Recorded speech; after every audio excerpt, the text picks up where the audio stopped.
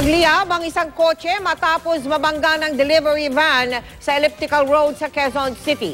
Nakatutok si Lay Alves. Tumambad sa GMA News Team ang nagliliyab na kotseng ito habang binabaybay namin ang Elliptical Road, Quezon City bandang alas 4 ng hapon.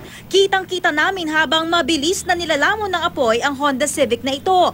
Nagliyab daw ang kotse matapos mabangga ng isang delivery van bandang 3:45 ng hapon. Galing ang kotse sa Commonwealth Avenue at papunta sa Quezon Memorial Circle nang mangyari ang aksidente. Sa lakas ng pagkakabangga, nagpaikot-ikot pa raw ang kotse bago nagliyab. Tumama po yung gilid sa bumper niya. Eh, dito na ako, layo pa ng preno. Inarorot niya. Kung uminto siya nagpreno. Ang bilis ng takbo niya, biglang nagpreno ako. Kung diniretso na, hindi ko maaabot. Mabutit nakita ng driver ng kotse na umuusok na ang likuran ng sasakyan, kaya agad silang bumaba ng dalawa niyang kasama. Tumangging humarap sa kamera ang driver ng kotse pero inaming kasalanan niya kaya sila nabangga.